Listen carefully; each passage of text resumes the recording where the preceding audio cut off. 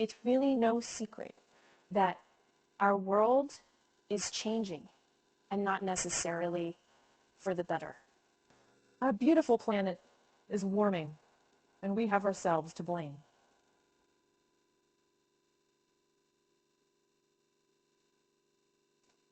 Climate change. It's a term we hear thrown around a lot, but what does it really mean? Let's dive into it. So the first thing to understand is the science behind climate change. What's causing it, and how it's affecting us? Basically, climate change is a long-term shift in weather conditions identified by changes in temperature, precipitation, winds, and other indicators. It's a natural phenomenon. But here's the kicker. Human activities are speeding it up at an alarming rate. You've probably heard of the greenhouse effect, right? No, it doesn't have anything to do with gardening. It's a natural process where gases in the Earth's atmosphere trap some of the sun's heat, preventing it from escaping back into space and keeping our planet warm enough to support life. However, with the Industrial Revolution, we started burning fossil fuels like coal, oil, and gas for energy, which release carbon dioxide and other greenhouse gases. This has led to an excessive buildup of these gases, trapping more heat and resulting in a rise in Earth's average temperature, a phenomenon we call global warming. Now you might wonder, is a small increase in temperature really that bad? The answer is a resounding yes. Even a small increase in the Earth's temperature can have severe effects. We're talking about melting polar ice caps, rising sea levels, and more intense weather events like hurricanes and droughts. This doesn't just affect the polar bears and penguins, it affects us too. From more intense heat waves impacting our health to rising sea levels, threatening coastal communities, the impacts are far-reaching. So the bottom line is, the Earth is getting hotter and fast. In our actions, the burning of fossil fuels, deforestation, and other human activities are largely to blame. We've had a hand in accelerating this process, and it's high time we accept our role and responsibility in it. But remember, as much as we've contributed to this problem, we also hold the power to be part of the solution. And we'll get to that bit later. But for now, let's move on to our next topic, evaluating the predictions made by current climate models.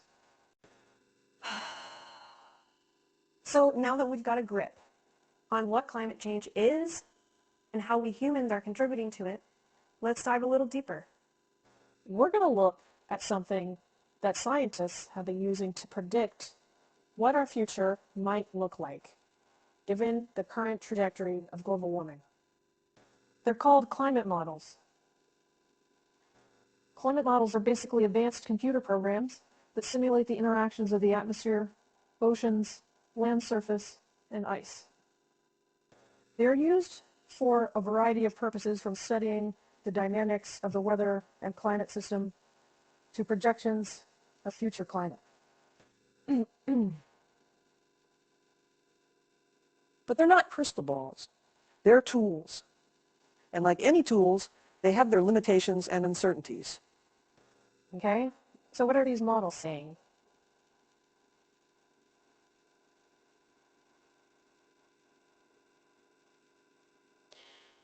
Well, if we continue on our current path, burning fossil fuels and increasing levels of greenhouse gases, the global average temperature could increase by 1.5 to 4 by the end of this century. That might not sound like a lot, but remember, this is the global average. Some places will see much higher increases. Oh! And that's bound to have disastrous effects. Sea level rise is another concern. As the planet warms, glaciers and ice sheets are melting, and seawater is expanding. This could lead to a rise in sea levels by up to 1 meter by 2100, threatening coastal cities around the world. And then there's the extreme weather. Climate models predict that we could see more intense and frequent heat waves, storms, droughts, and floods. These events can cause devastation and loss of life, not to mention the massive economic costs associated with them. But before we all start packing for Mars, there's something important to remember. These are predictions, not certains. They're based on our current understanding and our current actions. We have the power to change this future. We have the power to make different choices. And that's what we'll explore in our next section, the potential impact of climate change on biodiversity, ecosystems, and human societies. Stay tuned. As we move forward, it becomes important to understand just how far-reaching the effects of climate change can be. It's not just about warmer weather or rising sea levels.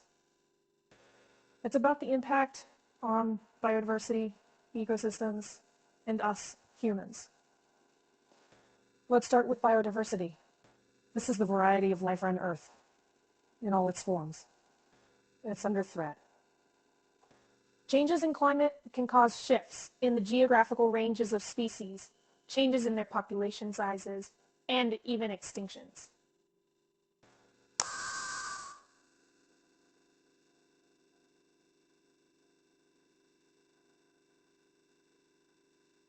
And these aren't just predictions, we're already seeing it. Polar bears are losing their hunting grounds due to melting sea ice. Coral reefs are bleaching because of warmer seas. Our planet's biodiversity is under severe stress.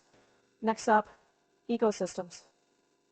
These are communities of living organisms interacting with their environment, and they're incredibly sensitive to changes in climate. Think about a forest, for example. If it becomes too warm or dry, trees may die off, which can lead to soil erosion and loss of habitat for wildlife. Or consider our oceans. Acidification, caused by increased CO2, is damaging marine life and the ecosystems they form part of. And let's not forget about the impact on us humans. Climate change is threatening our food security. Changes in temperature and precipitation can affect crop yields, and extreme weather events can cause significant losses. And it's often the poorest communities who are least responsible for climate change that are hit the hardest. The impact on public health is another concern. Higher temperatures can lead to more heat-related illnesses and deaths. Changes in climate can also affect the spread of diseases carried by insects, like malaria or dengue fever. And let's not forget the mental health impact of dealing with extreme weather events and the anxiety over a changing climate. It's a grim picture, I know, but it's not all doom and gloom. We still have time to act to mitigate these impacts and adapt to the changes. And that's what we'll explore in our next section, where we'll talk about the barriers to climate action and how we can overcome them. So, stick around. Now, we've been talking about climate change, its causes, its effects, and how it's impacting our world. But let's get real for a moment. If the solution was as simple as stop emitting greenhouse gases, we'd have solved this problem by now. So, let's talk about the barriers to climate action and how we can overcome them. First off, economic barriers. Transitioning our economies from fossil fuels to clean, renewable energy sources is a massive undertaking. It requires significant investment in new infrastructure and technologies. And while the long-term benefits are clear, the short-term costs can be daunting. Plus, industries that rely on fossil fuels, like oil, gas, and coal, are major players in many economies, and they don't want to lose out. And then we've got the political barriers. Climate action requires strong political will and long-term planning. which can be challenging in a world of short-term political cycles. Plus, climate change is a global problem, which means it needs a global solution. But getting countries to agree on anything, let alone something as complex and far-reaching as climate change, is no easy task. And let's not forget the social barriers. Changing the way we live, the way we work, the way we travel, it's a lot to ask. People are resistant to change, especially when it's unclear how it will impact their lives. So, how do we overcome these barriers? Well, first, we need to acknowledge them. We need to understand that transitioning to a low-carbon economy is not just a matter of flipping a switch. It will require a concerted effort from all sectors of society. We need to invest in renewable energy and green technologies, support industries and workers during the transition, and create incentives for businesses to reduce their emissions. On the political front, we need strong climate policies and international cooperation. We need leaders who understand the urgency of the climate crisis and are committed to taking action. And finally, we need to engage with communities to explain the benefits of climate action and address their concerns.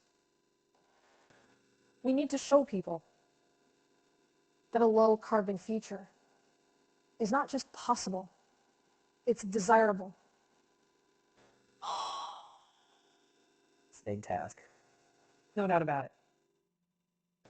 But it's also an opportunity.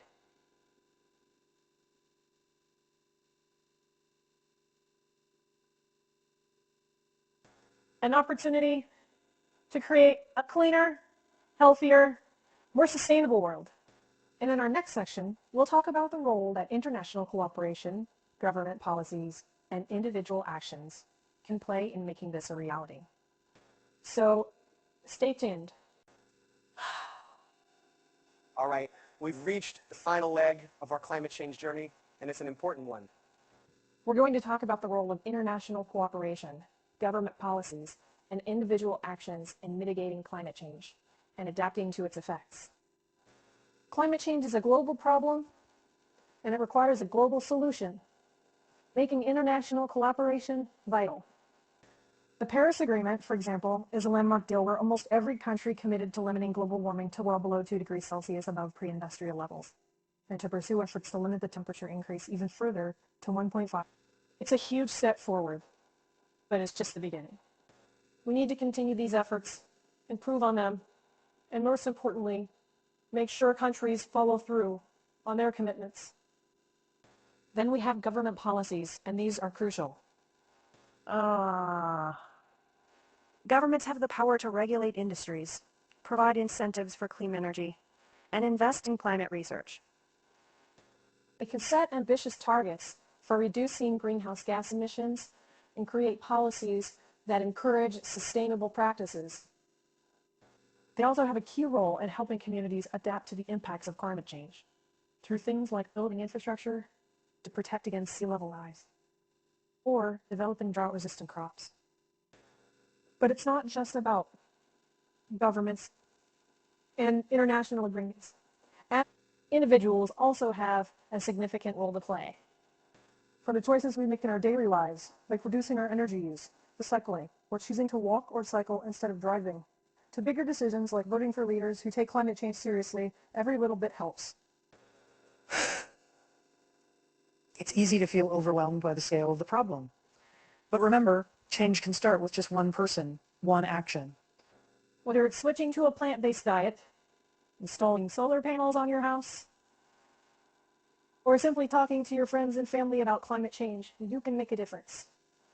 So yes, the task ahead is daunting. But The stakes are high, and the time to act is now. we're all in this together, from the international community and governments to you and me. It's going to take all of us working together to tackle climate change and create a sustainable future for our planet. Let's not wait until it's too late.